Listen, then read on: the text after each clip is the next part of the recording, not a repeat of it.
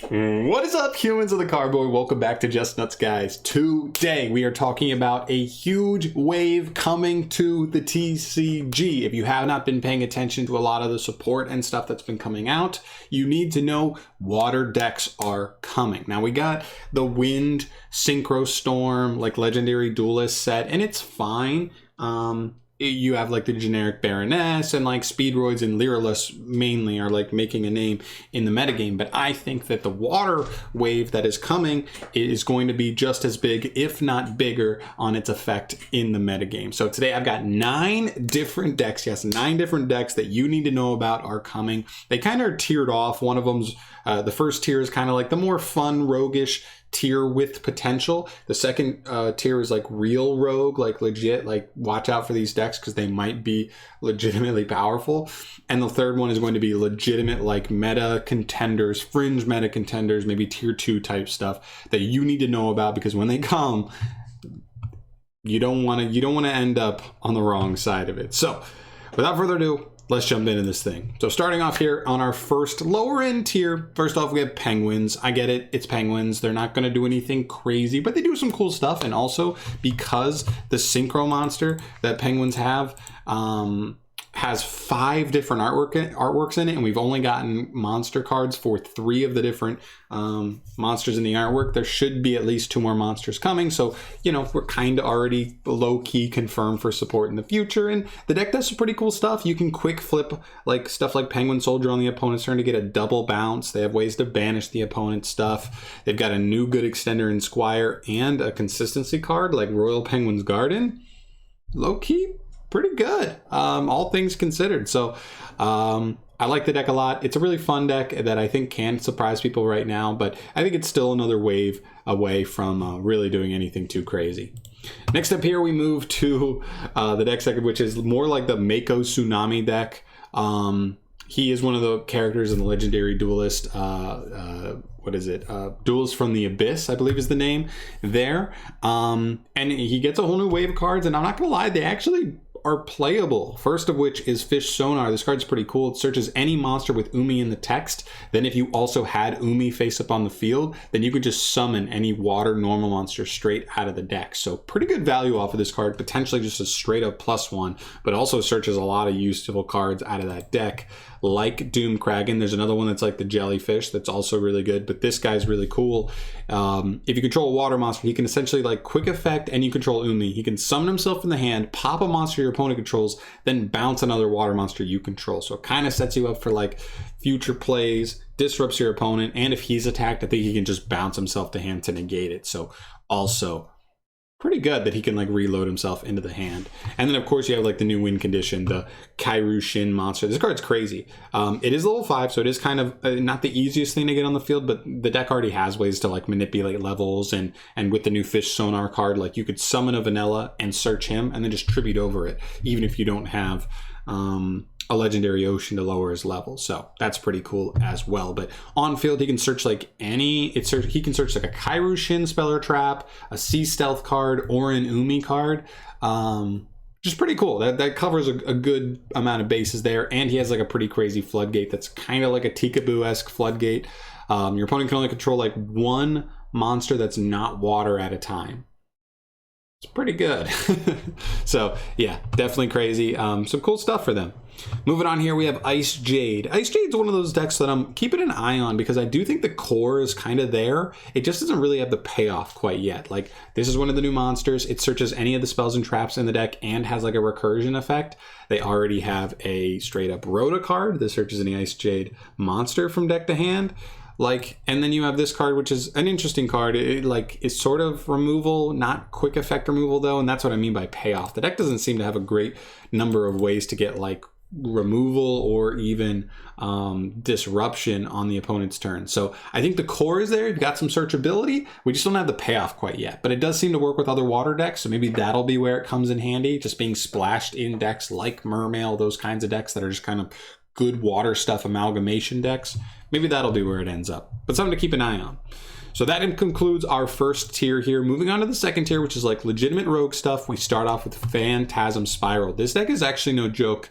I know people laugh at it because they're like, come on, John, but This card is powerful, the way the deck plays is powerful, and it stuns you out of commission. This deck is crazy. Field Spell's insane. You also have Fish Sonar, which is huge for that deck because not only if you have opened those in conjunction, it's like literally like a +4. It's like crazy because you get a +1 off of the Fish Sonar, then you get a search off of Pacifist, and you don't even have to summon the other monster off of Fish Sonar. You hold the other one in hand. So that way on the opponent's turn, when they activate an effect, you summon the token, search another trap. So there's 2 interruptions and 2 big bodies on your field.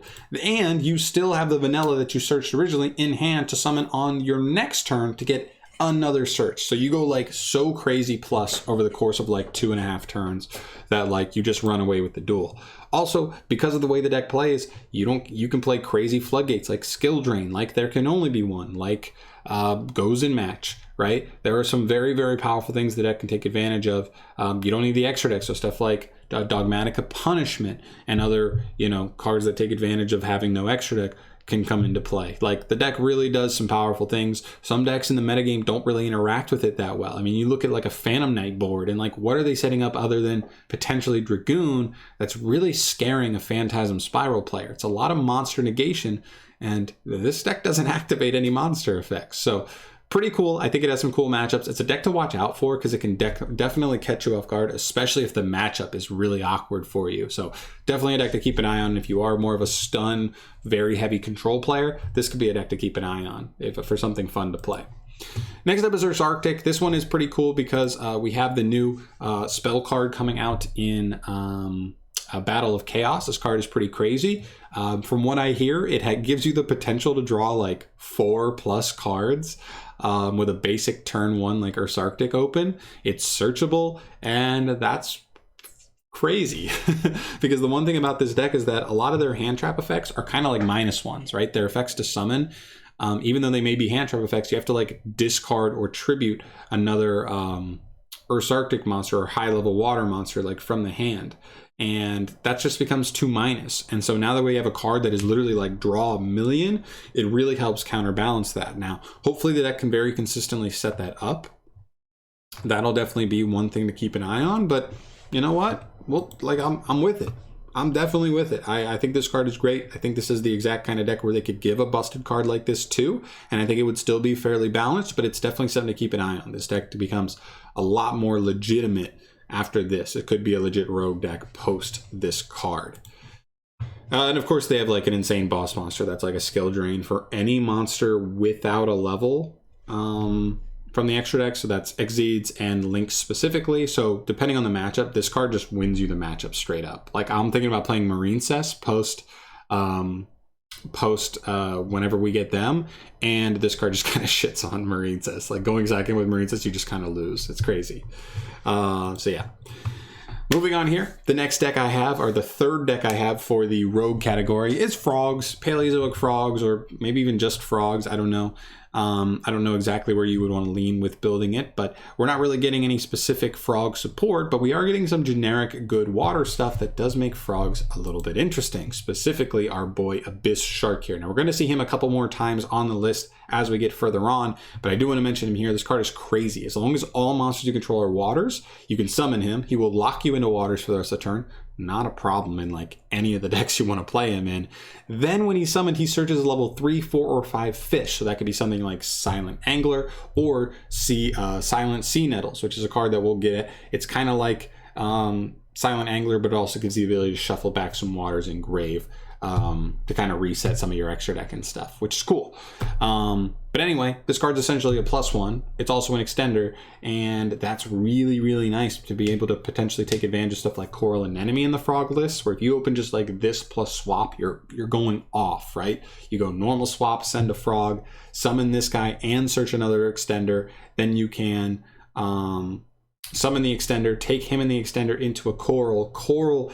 Actually, I guess you'd want to use swaps that you can revive swap, use his effect to send again, then use the Ronin Engrave to summon back, and then you've got a Toad, and you should still have another body on the field to potentially link up into something else. So you really get a lot of value off this card. This card is such a crazy extender for water decks. I just want to note it here. I won't talk about it as in depth later on, but yeah, you should know about this card because when it comes, it makes a lot of water decks a lot better. It's such a good extender.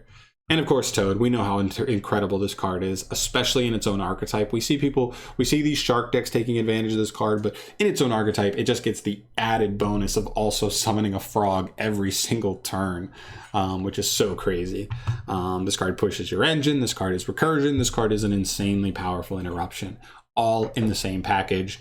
It's crazy.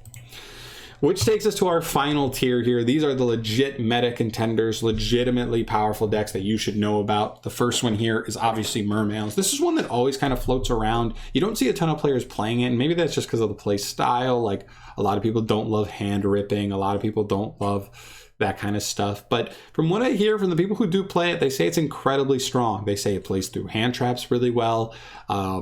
Hand ripping is insane. You can rip up to 3 or 4 cards from your opponent's hands, mainly in due to Moulin Glacier getting 2 by himself. But also, we now have this card. And this card is one of those decks that's kind of like, it's just like a water good stuff. You obviously have your engines that help you hand rip and do your combos, but also having access to just like a free body like this guy to just plop and then go off, continuing the rest of your plays, like, could be huge. This is definitely a card to keep an eye on for those kinds of decks, for a lot of these water decks. So the deck's already good, but maybe just some of this water stuff could make it slightly better to maybe even, persuade more people into playing, and it could be a little more of a threat in our metagame. Next up here on the legitimate meta contender deck, I have Sharks, man. I have people that don't believe Sharks, and I have people that comment on videos saying like, man, I wish Sharks were a real deck. And I'm like, brother, they're a real deck right now. We don't have Stealth Kraken yet. We don't have this insane extender that's coming out, and the other good extender that's coming out yet, or the new boss monster like Extric Monster that's really solid utility for them, and they're already good. Like, the sky is the limit. Like, they get insane value off of very simple plays, ending on like double Toad plus a Kraken sometimes in like your really crazy hands, and that's so crazy. You're floodgating your opponent, you have a Trident pop, and you have double Omni Negates that also get you cards back. Like, you literally negate 2 things with your Toads, and then you get a Buzzsaw back, and you get a XYZ Remora. Like, it's literally like so insane. Like, that you get that much follow up after having like 3 interruptions and a floodgate. So crazy. Of course, Bahamut being an insane card, and of course I had to show off the Shark. Again, this card is crazy, and it's even better in its own deck because it can be used to make the number exceed monsters like Kraken, or potentially Silent Honorarch for like going second stuff as well. It's pretty good. And then we move to our final deck here. You guys know what it is if you've been watching my channel, paying attention. It's Marincess. This deck is legit. I cannot wait to do videos with this deck. Deck profiles, test hands, maybe even some live duel videos. I don't do those all the time, but I actually am kind of excited to get into that with this archetype specifically. One of the things I want to do is I want to test this deck versus Salamangrates. Salamangrates have been the #1 like cyber stack ever since their conception, and Marincess always felt like they were left behind, but I legitimately believe that this deck is better than Salads, and some people still argue that Salads are like tier 1, like in the metagame. Or not tier 1, sorry, tier 2, not tier 1, definitely not tier 1. Tier 2 in the metagame. And like, I legitimately think this deck is much better than Salamangrates now. And I think we'll see that. And if Salamangrates are tier 2 and this deck's better than that, maybe this deck is fringe tier 1, tier 1.5. I don't know if it'll be tier 1, but that's even better because I don't want them to be tier 1 because then everybody's going to be playing them. I want to be one of the few people playing this deck. This deck is so cool. It gets access to searching its traps via the new Link monster. It gets a new level 4 extender, which is so important, so you can actually take advantage of Bahamut Toad plays via the Marincess engine very easily now. A lot of your 2-card combos get you there instead of the 3-card combos you needed before. So huge. And Marincess Dive, we finally got a spell card that helps the deck so much. And even the Shark guy, I don't even have him here for this archetype, but I feel like I need to mention him again because he's a crazy extender. All that Marincess wants to find is any Marincess name with a level 4 extender. Well, if you see a Marincess name with this guy, you have a generic water extender, which helps you go up into stuff like Coral Anemone and the higher Link monsters. As well as the level 4 extender. So you can end on like Bahamut, a spell and trap negate, and the trap in hand in like a 2-card combo with Blue Tang. It's crazy. I want to do a video very soon showing you guys some of the combos that I already have figured out. They're not too crazy, but I think they're important to know because it's like 1 or 2 card combos that get you like 2 to 3 interruptions with 1 or 2 follow-up cards. The combos are crazy, guys. I'm serious. Marine Says is legitimately crazy. The deck is so resource efficient. It's like, it's insane. I cannot wait to show you more stuff on that.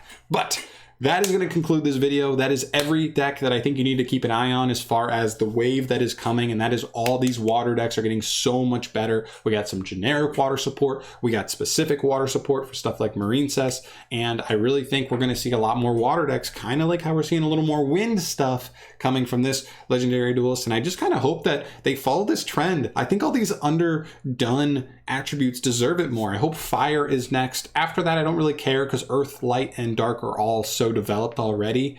But I really do think Fire deserves to be in there and get its own like wave of like good support for Fire decks to maybe give them a chance to like rise and shine on the metagame, just like Wind is now, and just like we're gonna have Water do in a couple months. I think it's really cool. And I just want to do this to make you guys more aware of all this stuff that is coming. If you appreciate this video and you like what you saw here, subscribe to the channel for more stuff from me down the line. I will see you in the next video. Peace.